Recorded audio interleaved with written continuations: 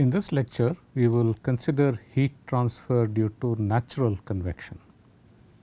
When an heated object is placed in a fluid where the ambient temperature of the fluid is lower than the temperature of the object, then the fluid close to the surface gets heated, and because fluid that is heated is normally lighter than colder fluid, the fluid close to the surface experiences a force due to buoyancy, and since it is lighter, it moves upwards. And the fluid that moves upwards is replaced by fluid from the ambient, which is at a lower temperature. So, the fluid that is moving upwards due to the buoyancy force carries heat along with it, and that heat that is carried along with it could be significantly higher than the heat transfer due to conduction under normal circumstances. And this phenomenon is referred to as natural convection.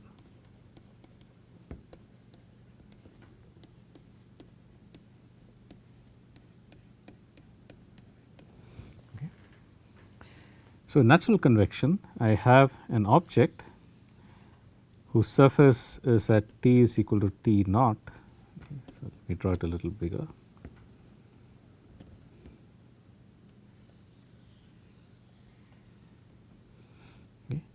Whose surface is at T equals T naught.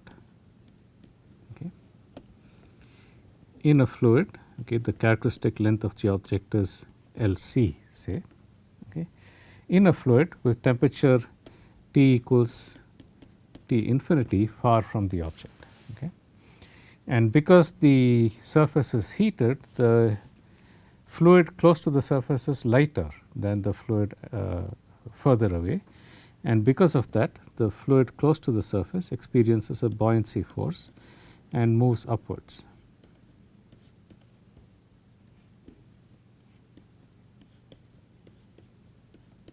Okay. And in order to replace this fluid that is rising, there is cold fluid from the ambient that is coming in. Okay. There is cold fluid from the ambient that is coming in order to replace the fluid that is rising. Okay. And in this manner, you get a circulation pattern in which fluid near the surface continuously rises and cold fluid further away comes in a gravitational field in this, which is downwards in this coordinate system, and this leads to convection. And this convection is natural in the sense that there is no imposed velocity field or imposed velocity scale. The characteristic velocity is determined by the change in density, which in turn is due to the change in temperature. Okay. So, in that sense, that is the reason why it is called natural convection.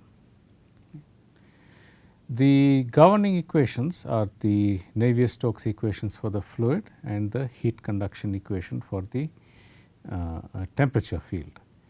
These have to be solved in a coupled manner because the change in temperature causes a change in density, which causes a force density or a force per unit volume in the fluid, which generates a flow, and that flow in turn convects the heat, and that velocity appears in the energy balance equation. Okay. So, if we consider a steady state, okay, the general balance equation will be of the form rho Cp into partial T by partial T plus okay, divergence of V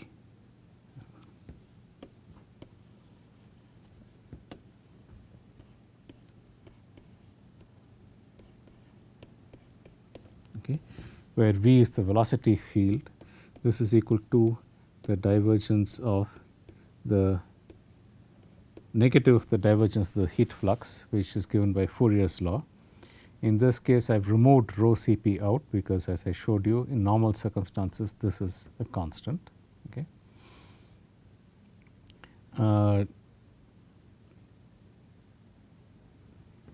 Yeah.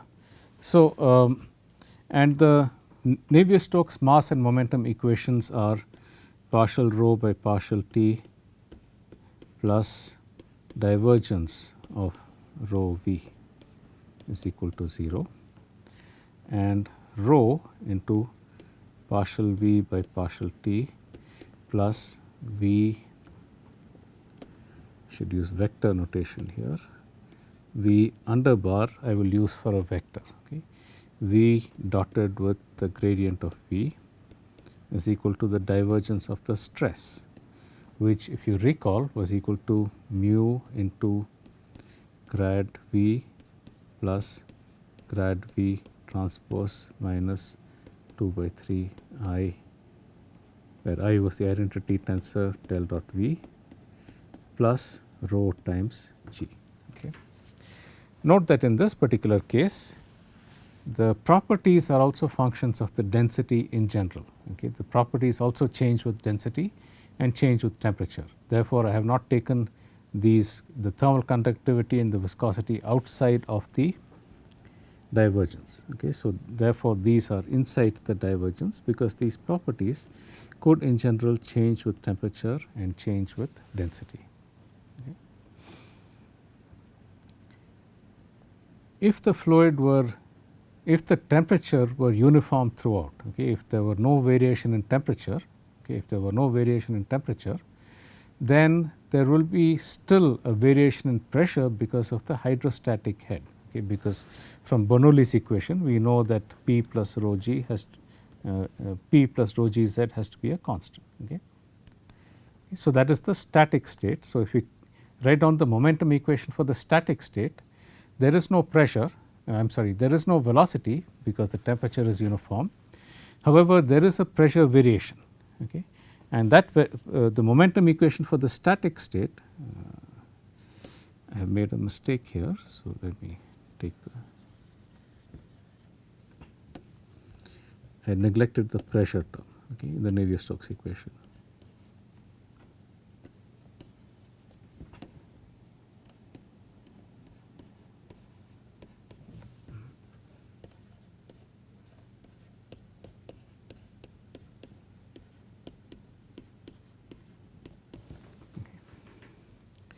So, in the static state, when there is no temperature variation, there is no variation in the density. Okay. So, the density everywhere. So, if I call the density far away as rho is equal to rho infinity, okay, if I call the density far away as rho is equal to rho infinity, then the density is a constant everywhere in the static state. Okay. So, this is equal to, so in the absence of a temperature gradient, you will get minus grad of the static pressure plus rho infinity times g.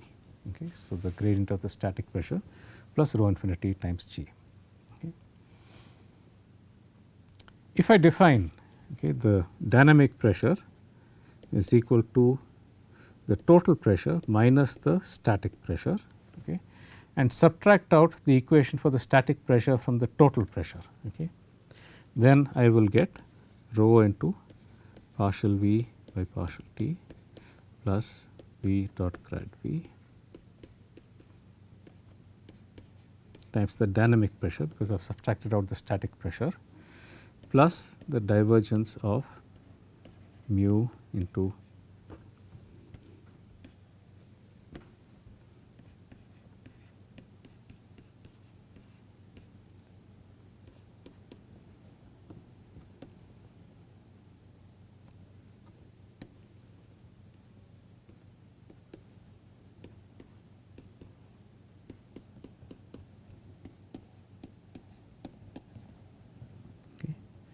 plus the driving force, which in this case is equal to rho minus rho infinity times g. Okay. So, this shows you that the driving force for the fluid flow is actually the difference in the density between the local density and the ambient density. Okay. This is the difference in density between the local density and the ambient density is the driving force for the fluid flow, okay, for natural convection. So, these are the equations, the energy balance equation, the mass conservation equation and the momentum conservation equation. Okay. And as you can see, they have a fairly complicated form, they are coupled equations with a fairly complicated form. Okay. If the flow were steady, then I could neglect these time derivatives. Okay. If the flow were steady, I will restrict attention here to steady flows. Okay. In that case, these time derivatives can be neglected. Okay. So I will restrict attention to steady flows. Okay. And here we make what are called the Boussinesq approximation.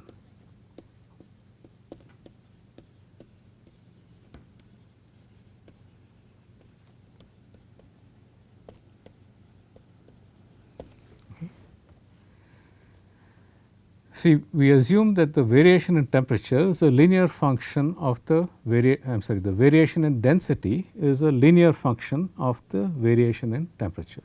Okay, that is rho minus rho infinity is equal to rho infinity beta into T minus T infinity.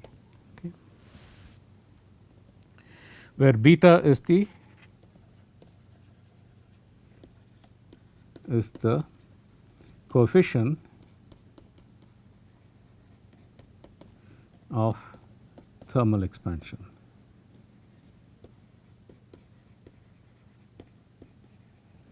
Okay. It has dimensions of inverse of the inverse of the temperature. Okay. It has dimensions of inverse of the temperature. Okay. So, this is the first approximation. The density variation is proportional to the temperature variation, linear in the temperature variation. Okay. The second approximation is that the density is considered constant in mass conservation, okay, and in convective terms.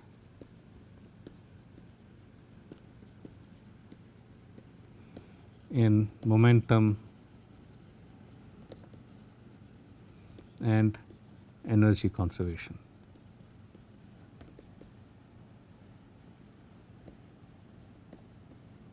Okay. So, the density is set equal to rho infinity in the mass conservation equation. Effectively, the fluid is considered incompressible as far as mass conservation is concerned. Okay. Recall that the mass conservation equation was the divergence of rho v is equal to 0. Okay. If we substitute rho is equal to rho infinity, a constant value which is the ambient density, the mass conservation equation just reduces to divergence of velocity is equal to 0, the incompressibility condition. Okay.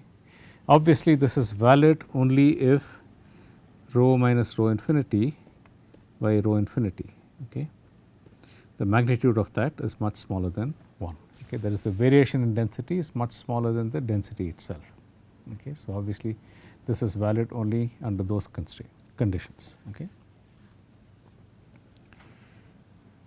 In the momentum conservation equation, okay, so and in the energy conservation equation, on the left side we neglect the variation in density as well. Okay.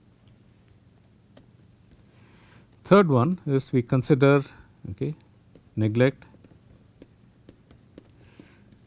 variation in thermal conductivity.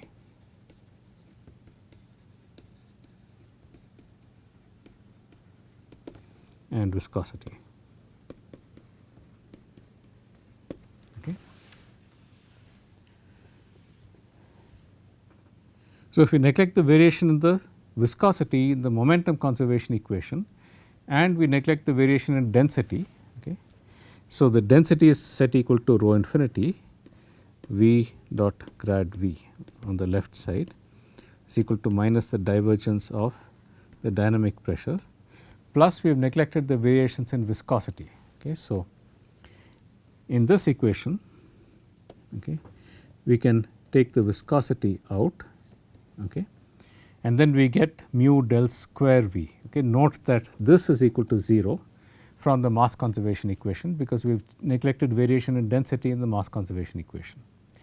and the divergence of del v transpose will also be proportional to the divergence of velocity, okay, because that is a dot product between the divergence and the velocity in this case, okay, and that is also proportional to the divergence of the velocity, which is also 0 from the mass conservation condition. Okay. So, the viscous terms becomes mu into the Laplacian of the velocity, okay, plus rho minus rho infinity into g.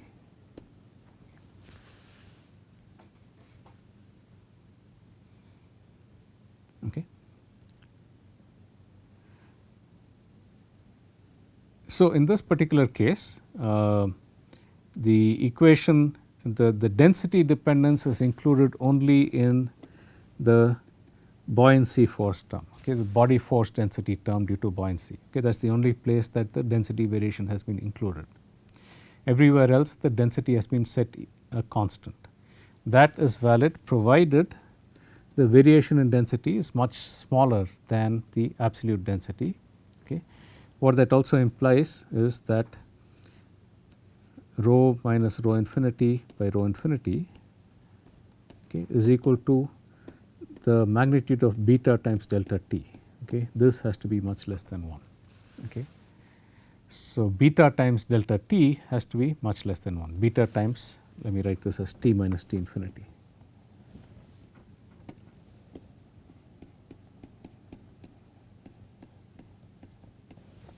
Okay. So, that is the condition under which this approximation is valid. Okay. The next thing is we neglect variations in the thermal diffuse conductivity. Okay. So, therefore, I will get rho Cp V dot grad T is equal to K del square T as the energy balance equation. Okay. So, these are the resulting equations we obtained with the Boussinesq approximation. Okay. The mass conservation equation, divergence of velocity is equal to 0. Okay. The momentum conservation equation, rho infinity into V dot del V is equal to minus grad of the dynamical pressure plus I should have mu infinity here because I am considering the viscosity to be a constant. Okay. So, it is mu infinity, the viscosity at temperature T infinity far from the object. Okay. And on the left side in the energy conservation equation, it is rho infinity times Cp and K infinity here. Okay. Or I can also write this as alternatively as V dot grad T is equal to alpha infinity del square T. Okay. So, these are the conditions. So, these are simplified the Boussinesq equations. Okay. See, these are the simplified Boussinesq equations, okay, where we have neglected the variation in density and the variation in viscosity, the variation in thermal conductivity in all the equations with the exception of the body force density, the buoyancy force density in the energy balance in the momentum balance equation, because that buoyancy force density is necessary for driving the flow. Okay. In the absence of this force density there is no flow. Okay. So, therefore, that has to be included in order to drive the flow.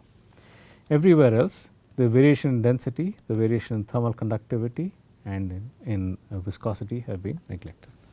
Okay. Under what conditions is the Boussinesq approximation valid? Okay. Let us consider examples. One is an ideal gas. Okay. We know that for an ideal gas, okay, the density P m by R T, okay, R if you use molar mass and Kb the Boltzmann constant if you use molecular mass. Okay. Therefore, the variation in density divided by the rho infinity. Okay. Okay.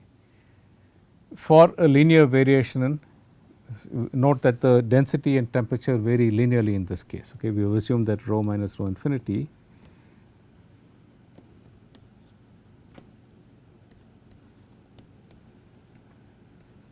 is equal to rho infinity beta into T minus T infinity.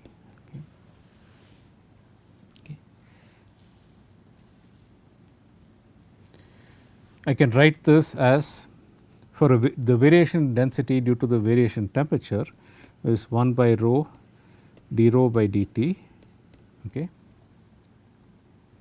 at rho is equal to rho infinity times delta t. Okay. D rho by dt times delta t is the change in density divided by rho, okay, evaluated at rho is equal to rho infinity. Okay.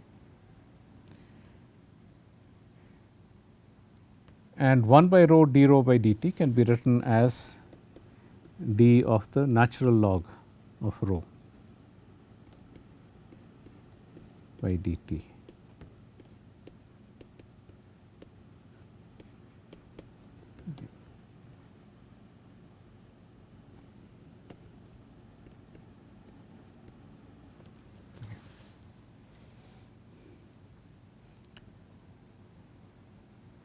Since rho is proportional to 1 over temperature, log rho is equal to minus log of temperature. Okay. Log rho is equal to minus log of temperature. Okay. Okay. We know that rho is proportional to 1 by T. Okay. Log rho is proportional to minus log T. Okay. It will be equal to minus log T plus log of a constant Pm by R. Okay, here we are considering constant pressure processes. Okay, here we are considering constant pressure processes, which is the usual case. Okay, for for practical applications, the processes are usually under conditions of constant pressure. Okay.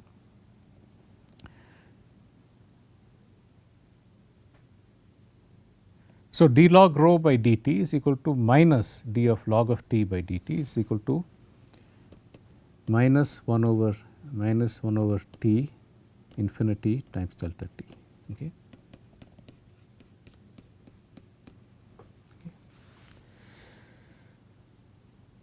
So this is the variation in density. Okay. So this is the variation in density. Okay.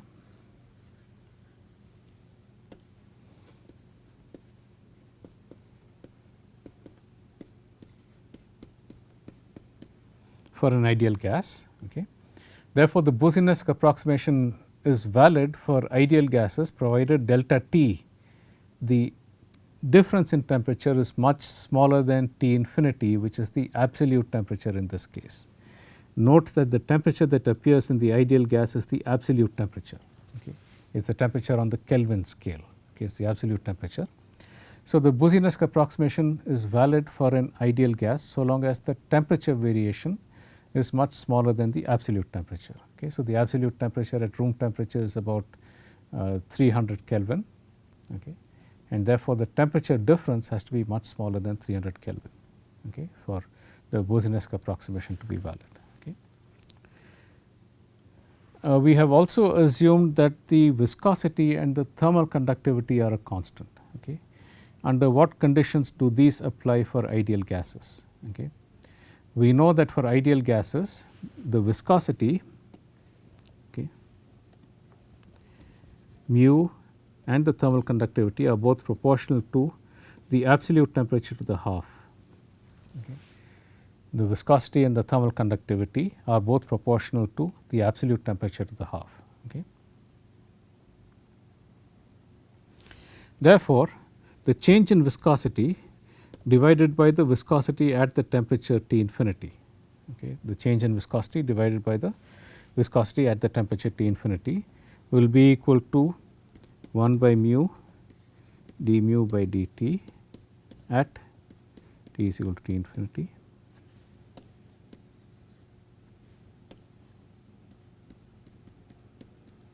times delta T. Okay.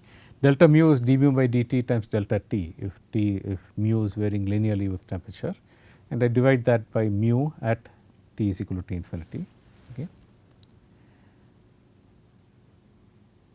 This is the same as d of natural logarithm of mu by dt at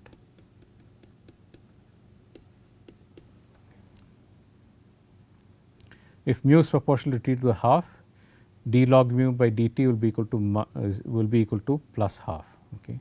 D log mu by dt will be equal to plus half. So, this just gives me half delta t by t infinity. Okay.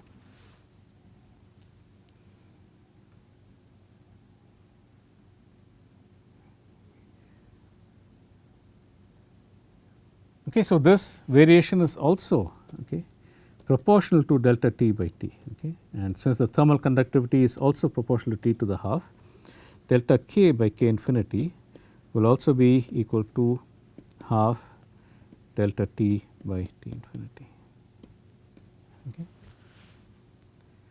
So, therefore, the thermal conductivity and the viscosity can also both be considered a constant, provided the variation in temperature is small compared to the absolute temperature for an ideal gas. Okay. So, in the case of gases, the Boussinesq approximation is valid so long as the temperature variation is much smaller than the absolute temperature. Okay. For liquids, the Boussinesq approximation is valid over a smaller range of temperatures. Okay. So, for example, for water between 20 degrees centigrade and let us say 60 degrees centigrade. Okay. So, if you have an object of temperature 60 degrees centigrade placed in a water bath at 20 degrees centigrade, you can ask the question, is the Boussinesq approximation valid? Okay. So, for that you need to go to data tables to find out the variations in density, viscosity, thermal conductivity, etc. Okay. So, the density of water is 998.2 kg per meter cubed. Okay, so,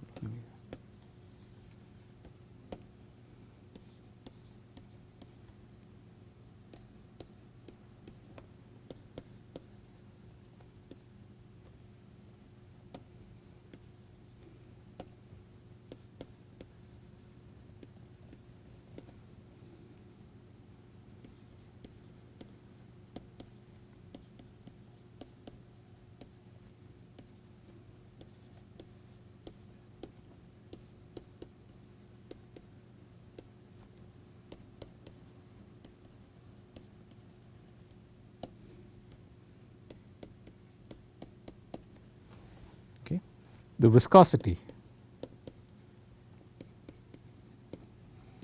10 power minus 3 kg per meter per second, 487.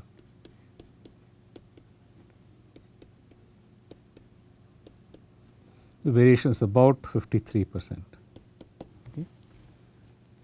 Conductivity, thermal conductivity,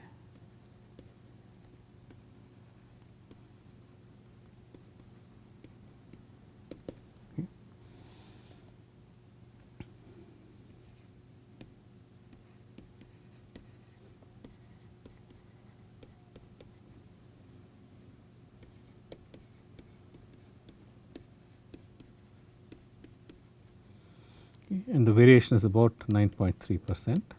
Okay. And the specific heat. Okay.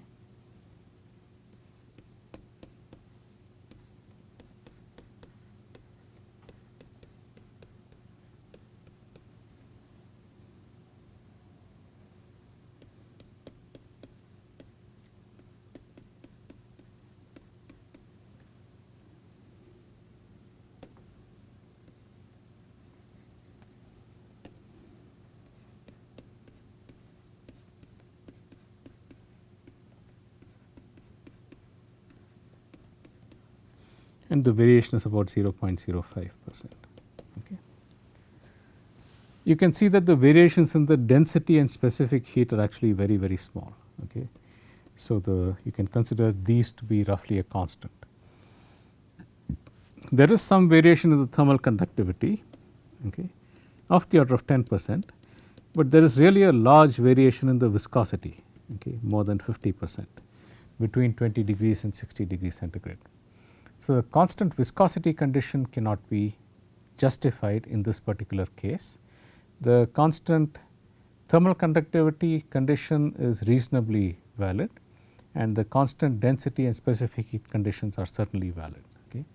So, there are cases where the Boussinesq approximation can be used, such as in gases where the variation in temperature is much smaller than the absolute temperature. However, in liquids, if there is a large variation in the viscosity, for example, okay, usually the viscosity variation is relatively large in liquids. Okay. In that case, it cannot be used. If the temperature range difference is such that the viscosity variation is actually small, then we can use the Boussinesq approximation. So, this is a summary of the natural convection process and the Boussinesq approximation. In the next lecture, we will scale the equations and express the equations in terms of dimensionless groups, and then we will proceed to scale to determine the boundary layer thickness for heat transfer close to the surface, and from that the heat flux, and then the correlation for heat transfer. So, I will continue this in the next lecture. I will see you then.